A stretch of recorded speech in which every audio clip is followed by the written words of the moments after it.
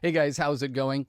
Welcome to week 4. This is actually, I think, the fourth or fifth time I've tried making this video. Tried doing a couple other things and it never really worked. So anyway, we'll get it up finally. Sorry for the late submission of this. And we are moving towards a final project. And just a reminder that this whole class, the point of what we're doing is we're trying to help you teach others or help other believers understand and to help them to be comforted and confronted with the assurance that they have. And that's the big picture. In the last few weeks, we've looked at the biblical part of what this means. And on Populi, I have put up a couple files that you guys have combined and collected from Old Testament, New Testament passages. So that is up on, I think if you go under files, you'll be able to see that. We're moving to the historical section, and we are looking at a book called, just a second here, boom, boom, boom, The Whole Christ by Sinclair Ferguson. The main topic of that book is a specific controversy that was happening in the Scottish church, kind of a reformed idea, but it does touch on the ideas of what assurance looked like in the early church. Touches on that a little bit. And there's a lot of, kind of topics that go with assurance. And I think last time we looked a little bit of, perseverance and assurance are definitely related. And most time when theologians talk about this, those two ideas of assurance and perseverance are always really closely linked together. So I just want to spend a couple minutes looking at a few theologians in the early church and the medieval church who helped contribute to what would become the doctrine of assurance. And we'll see that at the core of really the Reformation, this doctrine of assurance is pivotal to this. And so I'm going to mention a few theologians, and we'll cover them pretty quickly. The first one I want to look at is Irenaeus, and he was born about 130 AD. And Irenaeus wrote a lot, and one of the things that he seemed to emphasize a lot was sort of this fear of losing your salvation, or sort of this fear of God that he could easily take your salvation away. And Irenaeus seemed to think that if you are uncomfortable about your salvation, if you're not sure about your salvation, that will keep you humble. Because if you think you have salvation, if you know that God is definitely on your side and you have a corner on God, it's going to build up pride. Pride is a sin, and then you will be sinning against God, and then you will not be in a good position with God. Kind of makes sense.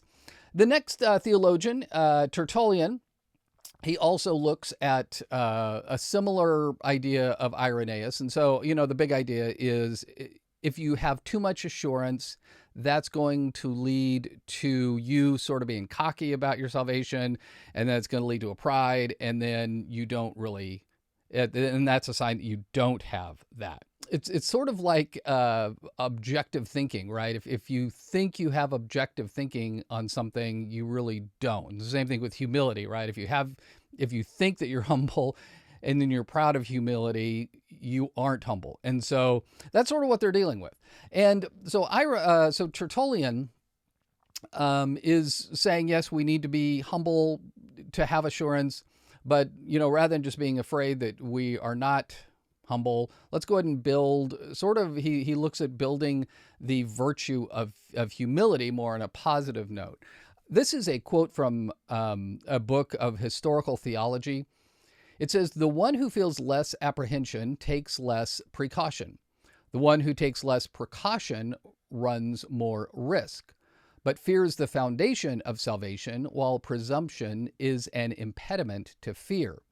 So the church fathers really didn't want people to get too proud of themselves or their salvation.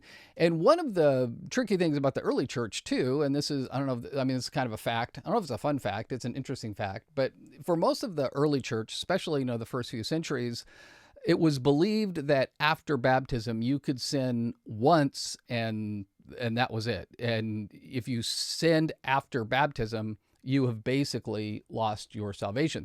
There's no hope for you.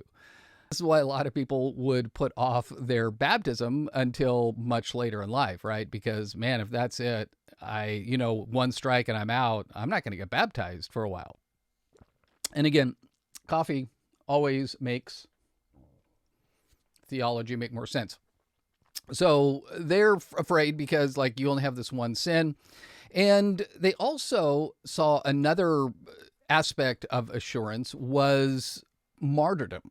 And that's an interesting aspect, isn't it? Because remember, if it's perseverance that we're looking at, and if we're trying to persevere, well, it seems like martyrdom is a clear indication of where you have persevered. That, if you are just living life and it's going to be 60 years you're a Christian, who knows what that end point is. But when you're thinking of martyrdom, you are absolutely looking at the end of your life, and if you can persevere up until that time, you've made it. There was an interesting interaction between Justin Martyr, and he's obviously Martyr because Martyr is in his name. Interesting, right? And he was being interviewed or interrogated by this Russian official, Rusticus. And Rusticus, the interaction goes like this. If you are scourged and beheaded, do you believe you will ascend into heaven? And Justin says, I hope that if I endure these things, I shall have God's gifts. For I know that to all who have thus lived, there abides the divine favor until the completion of the whole world. Rusticus asks, do you suppose then that you will ascend into heaven to receive some recompense? And then Justin responds, I do not suppose it, but I know and am fully persuaded of it. So sort of that's an interesting, that's a very certain stance, isn't it? And that's a little bit easier when you realize, well, I'm going to be dying in the next 5 minutes. And I probably won't sin between now and 5 minutes. Maybe I'll say some words I shouldn't say. But you can look at that and say, wow, I guess I've persevered. And so it's a little bit different today because we don't normally have persecution like that is going to cost you your life. So if that were the case, we might be able to say that we had some definite assurance maybe, right? So Irenaeus, Tertullian, Augustine, or Augustine, is it Augustine, Augustine, sort of tomato? Augustine, let's go with that. He actually wrote a book called On the Gift of Perseverance. And he says the perseverance by which we persevere in Christ, even to the end, is the gift of God. So a lot of what Augustine says is that perseverance is given to the believer. That's a gift of God. It's not like you can earn it or anything. But at the same time, Augustine, you're going to say, well, how do I know if I have this perseverance? And he's going to say, you really don't. And so it's like, wow, so is it a gift? Yeah.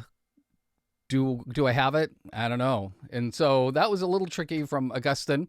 And then Thomas Aquinas, who's a medieval theologian, according to the book Historical Theology, Thomas Aquinas leaned heavily on Augustine's theology to develop his view of perseverance. And perseverance, according to Thomas, is called the abiding in good to the end of life. And look at that phrase, abiding in the good to the end of the life.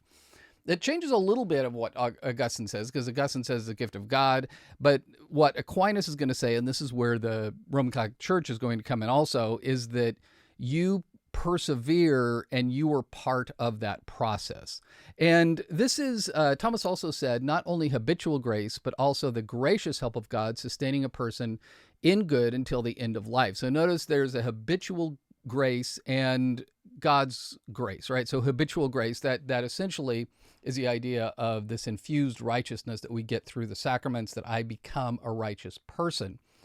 The problem with becoming a righteous person, and that being your standard, is that if you are righteous, like righteousness is poured into you and you are full of righteousness, that righteousness tends to run out because you also have this human nature that works against that righteousness. It's a little bit like, if you're driving a car, you go to fill up your gas tank, the car runs on gas. And so if you have a tank of gas, by the very nature of driving your car, you are using up that gas. And before too long, you're not going to have any gas, right? Because you're using it up. And it's a little bit like, this is what Aquinas is saying, is that the righteousness comes in, but once we live our lives our lives with our sin nature sort of still there is burning up that righteousness, and we have to go back and get it continually filled up.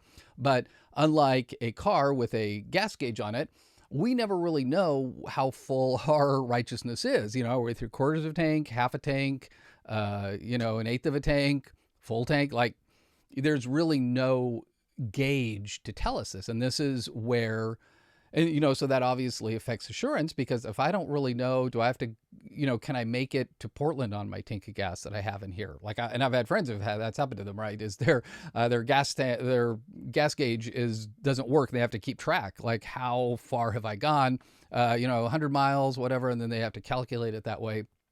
It's the same kind of thing. And so you never know whether you're righteous enough, whether you've done enough righteous things. And so that affects your assurance, right? Like, do I have to go pray for 20 minutes, an hour, 3 hours? Like, I don't really know. And this is where Luther is going to come in.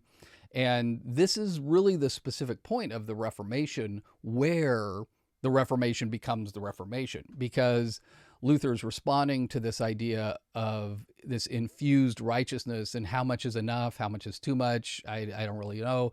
And so he's able, through his doctrine or the Bible's doctrine of justification by faith, right? It's not justification by sacraments. It's justification by just believing. I believe I'm righteous as Jesus Christ is righteous. Okay, that's my assurance, right? So it's an important part, historical. Next time we'll look a little bit more at the Reformation idea. And so I hope everything's going well for you guys. Let me know. We've changed a couple things up on the Populi thing, but I think it should make sense what we've done there. So anyway, good talking to you guys. Have a good couple weeks. Got the 4th of July coming up, right? So that will be fun. Eat some hot dogs, watch some fireworks, and we will talk to you soon. Bye.